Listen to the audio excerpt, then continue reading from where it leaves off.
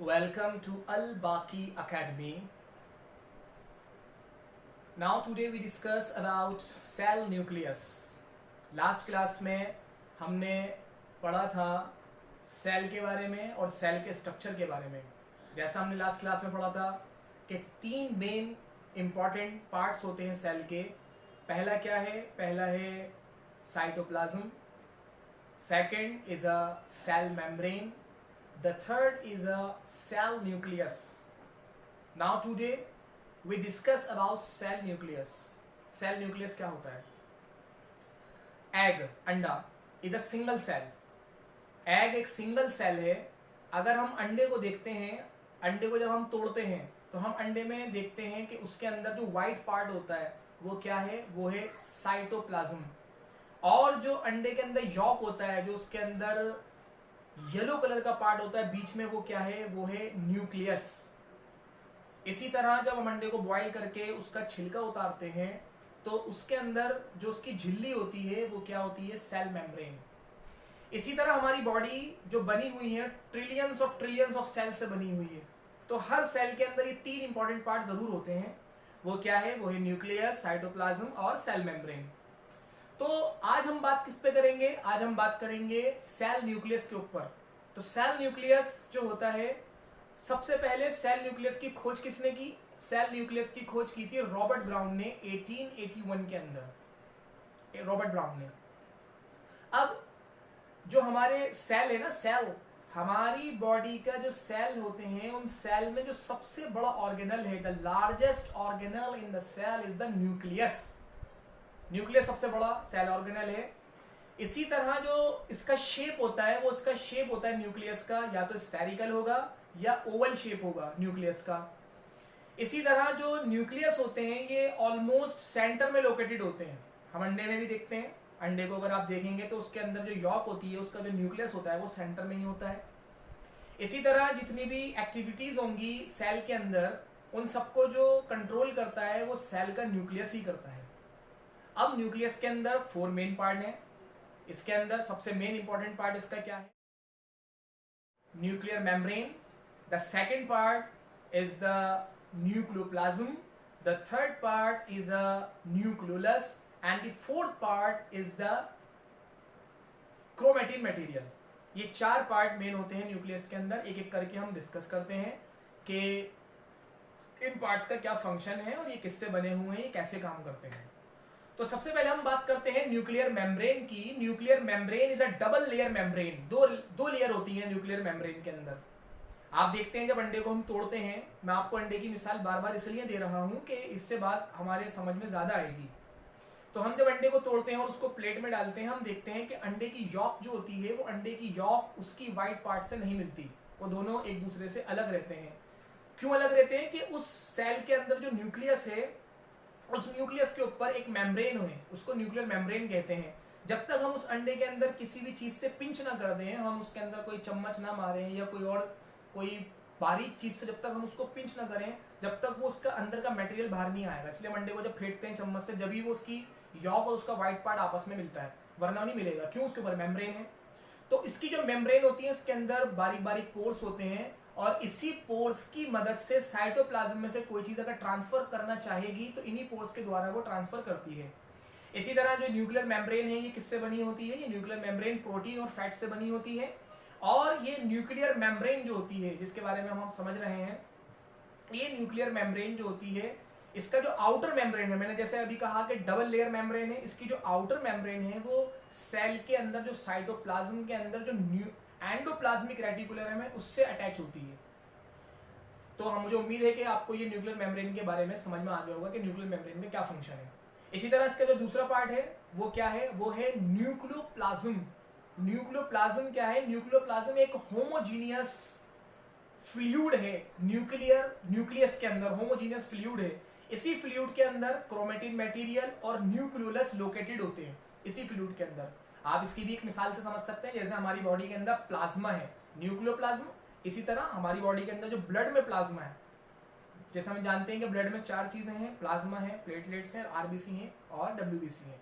तो प्लाज्मा क्या है? वो है उसका लिक्विड पार्ट. इसी तरह सेल के अंदर जो न्यूक्लियस है, न्यूक्लियस के अंदर जो न्यूक्लियोप्लाज्म है वो क्या है, उसका होमोजीनियस फ्लूइड यानी कि लिक्विड पार्ट, उसी के अंदर क्रोमेटिन मटेरियल है और उसी के अंदर आपका न्यूक्लियोलस है। अब जो इसके अंदर न्यूक्लियोप्लाज्म है, इसके अंदर अब हम देखते हैं कि न्यूक्लियोप्लाज्म किससे बना होता है। ये एक्चुअली प्रोटीन से और न्यूक्लिक एसिड से और फास्फोरस से इसका होता है। और इसका काम क्या है कि इसी के अंदर जितने भी ये न्यूक्लियोलस और क्रोमेटिन मटेरियल मौजूद होते हैं। और इसका जो तीसरा पार्ट है न्यूक्लियस का, वो क्या है, वो है न्यूक्लियोलस। न्यूक्लियोलस के अंदर क्या होता है, न्यूक्लियोलस एक तरह का कंडेंस पार्ट है। कंडेंस एक लॉन्ग क्वाइल शेप समझ लीजिए आप इसकी, और कंडेंस पार्ट होता है। इसके अंदर आरएनए और प्रोटीन होता है।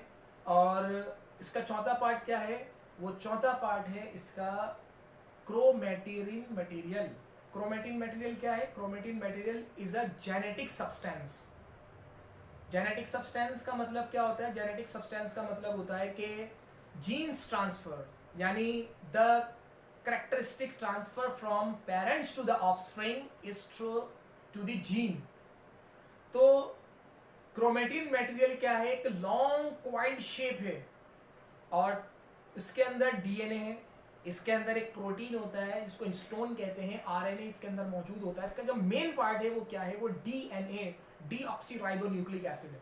तो डीऑक्सीराइबोन्यूक्लिक एसिड क्या होता है, इस अगर आप इसको समझना चाहते हैं, इसको भी मैं एक एग्जांपल से आपको समझाता हूँ। हम बात करते हैं जैसे हम ह्यूमन बीइंग हैं, हम ह्यूमन बीइंग बिलियंस और ट्रिलियंस ऑफ सेल से बने हुए हैं। हम एक सेल को ले लें, एक सेल का साइज डिपेंड करता है कितना बड़ा है। जैसे मैंने अभी आपको एग्जांपल दी, अंडा है वो बहुत बड़ा है, जबकि एक ही सेल है। लेकिन हमारी बॉडी में सेल हैं इतने छोटे हैं कि अगर हम उसका साइज देखना चाहें तो हमको आंखों से नजर भी नहीं आएंगे, हमें माइक्रोस्कोप में देखना पड़ेगा, बहुत छोटा साइज है। अब उसके अंदर न्यूक्लियस, उस न्यूक्लियस के अंदर क्या है, उस न्यूक्लियस के अंदर यही क्रोमेटिन मटेरियल मौजूद है। और इसके अंदर क्या है, क्रोमोसोम।